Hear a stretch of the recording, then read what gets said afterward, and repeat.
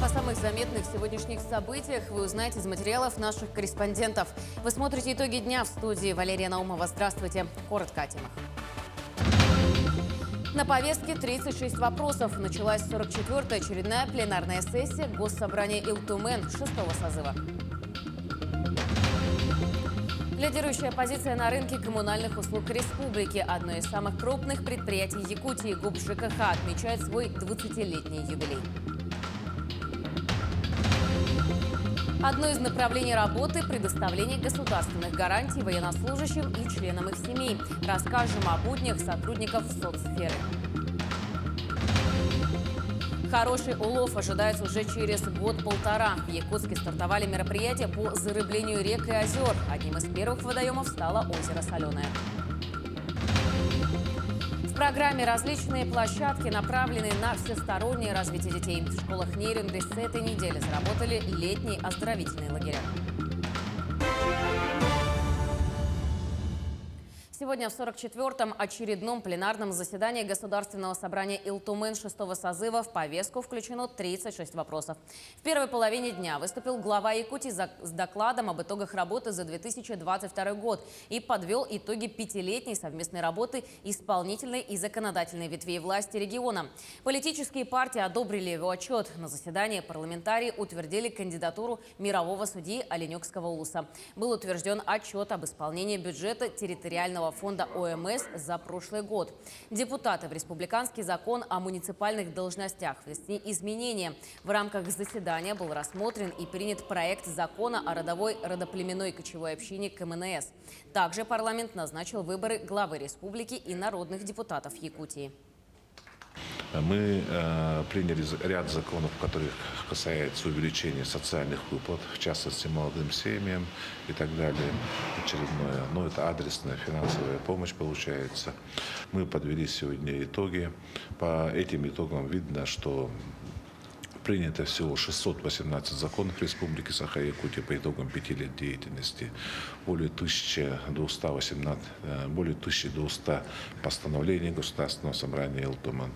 Это, конечно же, все было сделано в очень сложный период пандемии коронавирусной инфекции, в период проведения специальной военной операции. Выборы главы Якутии народных депутатов пройдут 10 сентября. По информации ЦИК Якутии, в 2023 году в республике запланирована 61 избирательная кампания. Якутяне будут избирать главу региона, депутатов парламента республики и Якутской городской думы. Также обновятся составы районных советов депутатов в 21 районе. В 9 районах состоятся выборы глав. Кроме того, в Якутии запланированы выборы поселенческого уровня. Это избирательные кампании глав 21 поселения и выборы депутатов 7 представительных органов.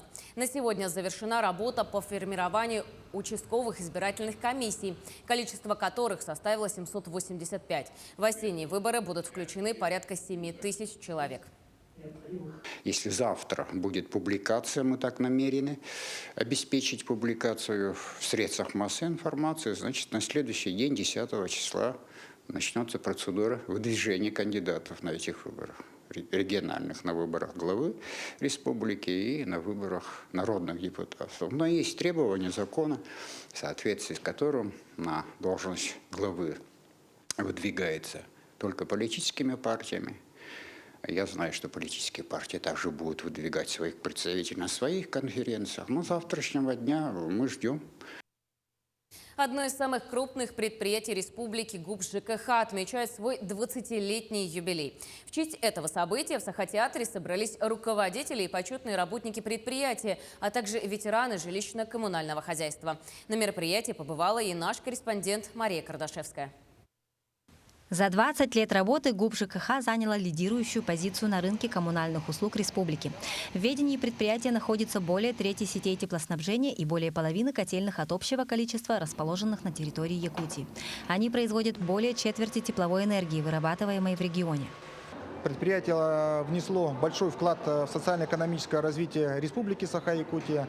Построено более 400 объектов теплоснабжения, которые, в свою очередь, уже, значит, подключили более, значит, 200 социальных объектов, школы, больницы, детские сада и более 30 тысяч индивидуальных жилищных строений, что улучшили условия для 90 тысяч жителей нашей республики. В этот день звучат не только поздравления, но и слова благодарности. Ведь все это благодаря тем, кто, несмотря на зной и холод, выполняет слаженную работу и доставляет тепло и воду в 26 районов республики и часть Якутска. Хотелось бы в первую очередь выразить слова благодарности ветеранам отрасли, людям, которые стояли у истоков создания предприятия, пожелать крепкого здоровья, всего самого наилучшего. И каждодневный труд каждого сотрудника ГУПа ЖКХ – это благосостояние, комфорт, тепло, уют в доме жителей Республики Саха-Якутия.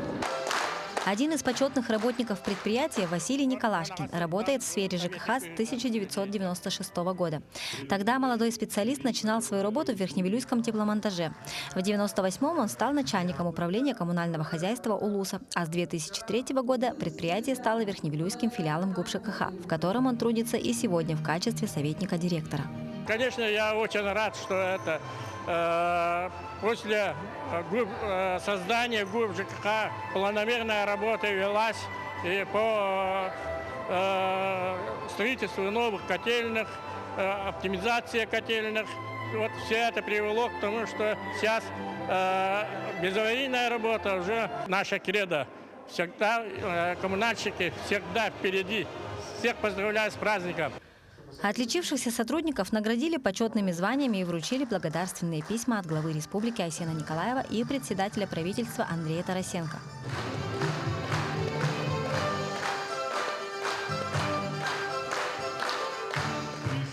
ГУП ЖКХ было создано в 2003 году. И вот уже 20 лет сотрудники обеспечивают бесперебойным теплоснабжением жителей региона для их комфортного проживания в суровых условиях Якутии. Мария Кардашевская, Георгий Григорьев, Якутск. В честь 105-летия социальной службы Российской Федерации Года труда в Якутии состоялось торжественное заседание, посвященное Дню социального работника. В Доме культуры имени Гагарина собрались работники всех соцучреждений Якутии. На мероприятии прошло чествование специалистов социальной сферы и обладателей премии «Человек труда-2023». Также состоялось награждение почетными грамотами за многолетний труд. Помимо этого наградили и победителей фестиваля «Славим песни Человека труда», где участниками являлись работники подведомственных учреждений Министерства труда и социального развития республики. Это очень большой. Я работаю в социальной службе, но лет 30.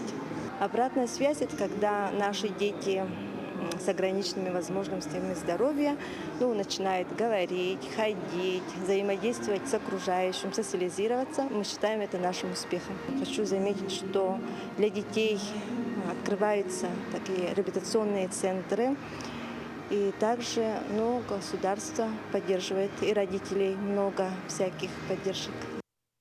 Разного рода помощь требуется огромному количеству людей. Одно из направлений работы – предоставление государственных гарантий военнослужащим и членам их семей. О буднях сотрудников соцсферы. Сюжет из Алдана. Одним из самых крупных территориальных органов Министерства труда и соцразвития Якутии сегодня является Управление социальной защиты населения Алданского района. На обслуживании и управлении состоят более 16 тысяч граждан. Служба реализует около 80 видов мер господдержки. С прошлого года работа ведется в новом направлении. Это помощь мобилизованным гражданам и членам их семей. Активно работаем по реабилитации как членов семей, так и самих военнослужащих. То есть у нас привлечены наши реабилитационные центры, находящиеся в городе Якутске, подведомственное Министерству труда и социального развития республики.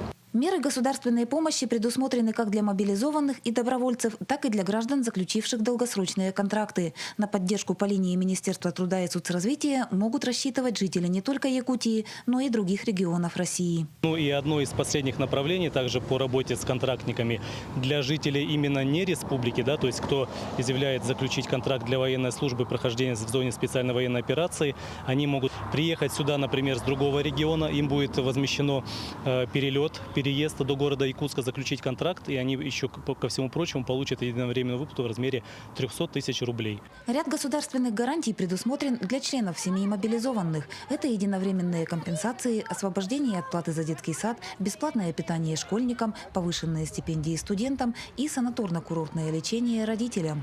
На сегодняшний день, вот уже с 1 июня, открылся центр, фонд поддержки мобилизованных граждан. Вот, специалист уже принимает заявочки по помощи, в которой нуждается эта категория. Наряду с государственными мерами поддержки члены семей военнослужащих могут рассчитывать на медико-социальный уход и помощь в решении хозяйственно-бытовых задач. Также супругам и родителям мобилизованных оказывается сопровождение в оформлении тех или иных документов. Это категория на особом контроле. Все, кто нуждается в любой помощи и по доставке продуктам, и по техническим средствам реабилитации, что связано с оформлением документов, они обращаются к нам. Мы оказываем услуги все бесплатно. Вопросы, требующие комплексного подхода, управлением соцзащиты решаются совместно с иными ведомствами и администрациями поселений. Каждой семье помощь оказывается максимально оперативно. Татьяна Вахнина, Сергей Шипачев, Алдан. С 16 июня аэропорт Якутска сможет принимать среднемагистральные воздушные суда. Первый вице-премьер Дмитрий Садовников проверил строительно-монтажные работы на взлетно-посадочной полосе аэропорта Якутска, длина которой на период реконструкции сократилась до 1650 метров. Сейчас укладывается двухслойное монолитно-бетонное покрытие на длину 175 метров. Благодаря этим мерам полоса позволит принимать среднемагистральные воздушные суда. Соответственно, увеличится и количество авиабилетов. Параллельно ведется работа по расширению кармана разворота более чем в 2 раза. Установка очистных сооружений в нескольких точках аэродрома, реконструкция периметровой патрульной дороги и ограждений. Планируется, что реконструкция взлетно-посадочной полосы завершится к 1 октября.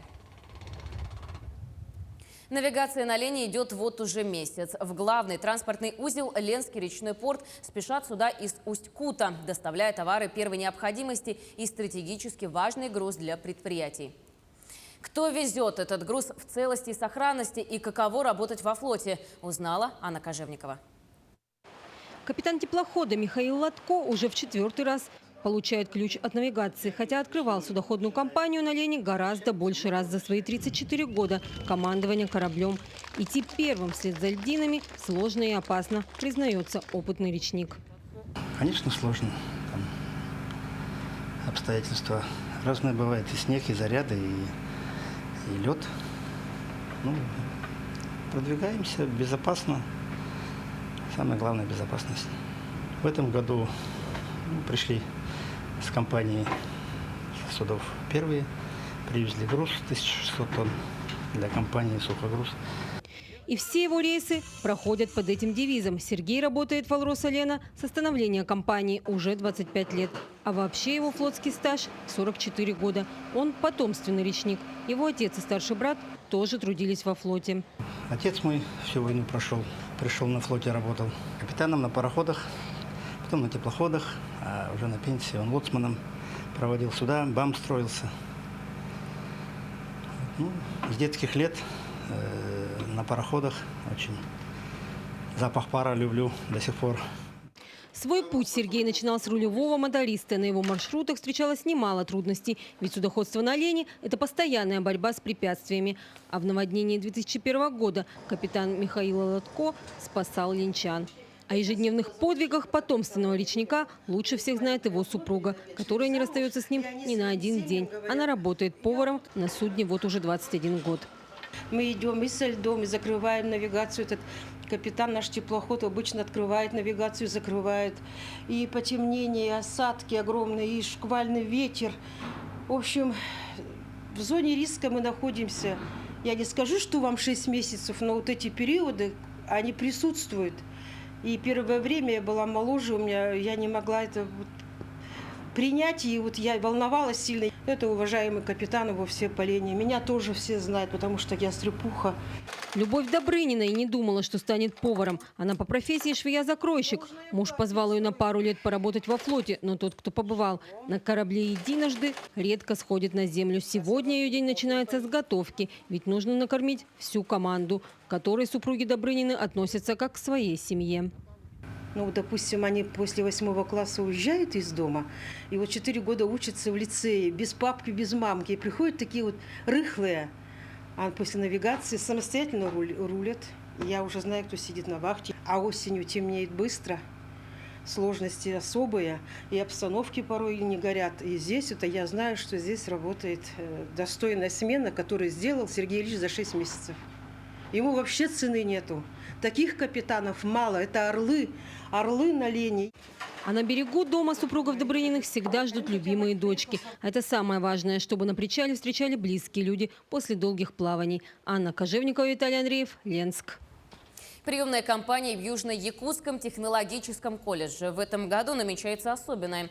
Колледж, как участник проекта «Профессионалитет», впервые проведет набор студентов на 15 профессий и специальностей в рамках проекта и 3 в общем порядке. Кроме того, впервые за многие годы увеличены контрольные цифры набора – 600 бюджетных мест. Это даст возможность поступить в колледж не только жителям Южной Якутии, но и из других районов республики. Колледж располагает общежитием на 124 места и решается вопрос об открытии дополнительных мест. На сегодняшний день образовательное учреждение обновило материально-техническую базу на 80%. Идет работа по качеству подготовки. Педагогические кадры, мастера производственного обучения проходят переподготовку.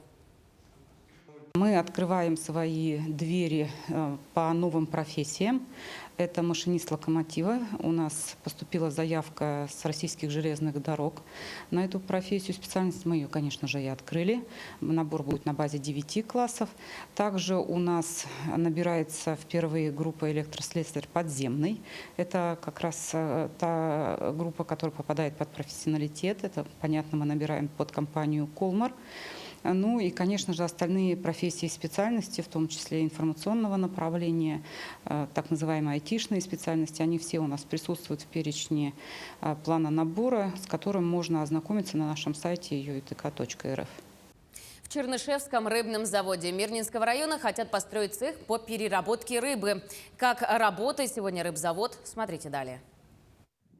Чернышевский рыбный завод – единственное предприятие в республике, где занимается искусственным воспроизводством рыбы. На предприятии за последние годы была проведена масштабная реконструкция. Сейчас перед заводом стоит задача по выходу на уровень товарного производства.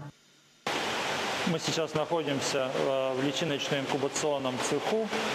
Здесь у нас проходит инкубация сиговых видов рыб. Сейчас у нас на выклеве осталось только пелеть. Чир-сик у нас выклюнулся в течение апреля. В течение мая произошел выклев личинки сибирской ряпушки. Сейчас у нас продолжается выклев личинки пеледи и готовимся к зарыблению водоемов республики. Но в этом году это Вилюйско-Светлинское водохранилище. Сегодня на рыбоводном заводе Чернышевского выращивают 45 тысяч мальков форели, пеледи, чира. В этом году специалисты планируют также создать маточные стада чира, муксуна и нельмы. С 2018 года ведется работа по созданию ремонтно-маточного стада сибирского осетра. В течение 3 лет мы выпустили 125 тысяч подрощенного малька осетра. В этом году ожидаем получения тоже икры. Сейчас вот мы расширяем видовой состав рыб, которых разводим. Если основное это было пелеть и ряпушка, то теперь у нас добавляется осетр, добавляется чир, добавляется сик. В начале сентября 2020 года рыбоводный завод расширил свою деятельность, и впервые за всю историю на территории республики было основано садковое хозяйство. Стоит отметить, что это благодаря инвестиционному форуму, который прошел в Мирном 4 года назад. 19-20 июня этого года, вот уже буквально через 10 дней, также в Мирном у нас состоится очередной второй региональный инвестиционный форум, где также примет участие Чернышевский рыбоводный завод и уже презентует новый проект под названием «Цех переработки рыбы». Да? И мы надеемся, что по сложившейся традиции этот проект, он у нас, скажем так, заручится поддержкой и найдет своих инвесторов. Чернышевский рыбоводный завод много лет реализует программу по зареблению рек и озер. Теперь же проект нового цеха по переработке рыбы станет продолжением нового комплекса для разведения малька сибирского осетра. Анна Васильева, Мирный. Эх, хвост чешуя. В Якутске стартовали мероприятия по зарыблению рек и озер. Такие экологические акции ежегодно проходят в нашей республике. Одним из первых водоемов стало озеро Соленое. Какой породой рыб обогатили озеро и сколько мальков было выпущено, расскажет моя коллега Надежда Саханская. Вот уже много лет озеро Соленое является точкой притяжения для жителей микрорайона Марха. Начало этого лета ознаменовано для мархинцев большим экологическим событием. В протоку реки Лена выпустили 10 тысяч мальков щуки. Как говорят опытные рыбаки, за большим уловом сюда следует возвращаться уже через пару-тройку лет.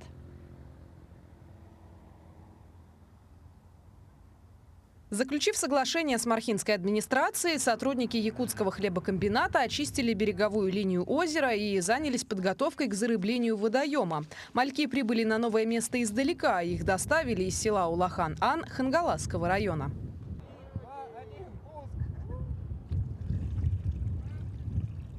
И в планах нашего устойчивого развития предприятия имеется вот такой вот отдельная программа, да, где мы занимаемся вот такими социальными, в том числе и проектами. Работы по облагораживанию озера не закончены. К следующему году для жителей планируют также обустроить зону отдыха. Мелиоративные мероприятия проходят в рамках всероссийской акции «Чистые берега России». Народ доволен. Это первое, у нас освежилась вода. Рыбаки как бы довольны, да, что рыба была чистая. Огородники, как видели, у нас большой сектор, да, у всех небольшие хозяйства, да, свои личные подсобные на территории. Но это немаловажно, полив, вода для растений. Впрочем, помимо довольства, у местных жителей возникают сомнения, приживутся ли мальки на новом месте. Вопрос возникает из-за специфических особенностей водоема. До этого в озере водились только гальяны и караси. Запустили этих щук, они выживут, не выживут. Почему караси ловятся? Я сам удивлялся, нигде не ловится на удочку, а здесь ловится, потому что карасей больше, чем гальянов. Раньше озеро, походу, примерзало, а гальяны замерзали. А вот караси, походу, там на ив забиваются и живые остаются. Однако эффективность зарыбления позволяет вести стабильный промысел. По словам специалистов, пускать мальков в подобные водоемы безопасно, а выпущенные сегодня личинки щук примерно через 2-3 года превратятся в полноценных рыб. Надежда Саханская, Илья Сыромятников, Якутск. Учрежден Союз выпускников международных спортивных игр «Дети Азии». За многолетнюю историю участниками игр стали более 15 тысяч спортсменов, многие из которых соревновались и становились призерами международных стартов и Олимпийских игр. Союз выпускников – это общественный коллегиальный совещательный орган при Международном комитете «Дети Азии». Основной целью Союза является объединение выпускников игр разных лет во имя развития детско-юношеского спорта. Также способствует содействию развития проектно-образовательной деятельности, разработке форм повышения спортивного мастерства и рассмотрению общественно значимых проектов в области поддержки детско-юношеского спорта. В школах Нерюнгри с этой недели заработали летние оздоровительные лагеря. Во время каникул будет 3 сезона. В программе различные площадки, направленные на всестороннее развитие детей. Наша съемочная группа побывала в школе номер 15. 3, 4, раз, два, 3, 4, раз, два. Посмотрите вы на нас! Посмотрите вы на нас! Первый сезон в самом разгаре. Он начался в понедельник и продлится 21 день. Этот лагерь носит название «Бригантина». Программа исследовательская работа, и мы каждый день проводим исследовательскую какую-то деятельность. Например, сегодня у нас еще по программе квест. изобретения. А вообще каждый раз стараемся узнавать что-то новое, проводим эксперименты. А вообще стараемся развлечь детей. Если погода дождливая, ребята занимаются в помещении школы. Все остальное время проводят на улице.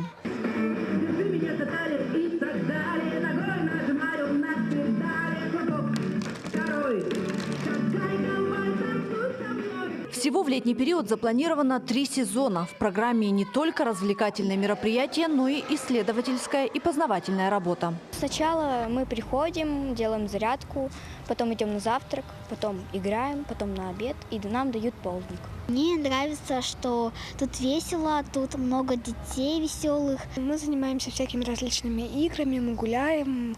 Мне нравится, как к нам относятся учителя. Вообще добрый и хороший лагерь. Оздоровительный лагерь для школьников рассчитан на детей от 7 до 11 лет. В летний период лагерь примет 50 человек. Здесь же организовано питание, завтрак, обед и полдник. А вся основная программа предусматривает сделать детский отдых более занимательным, насыщенным и полезным. Ирина Жданова, Захар Головин, Нерюнгри. На сегодня у нас все, но мы продолжаем следить за событиями. Оставайтесь с нами.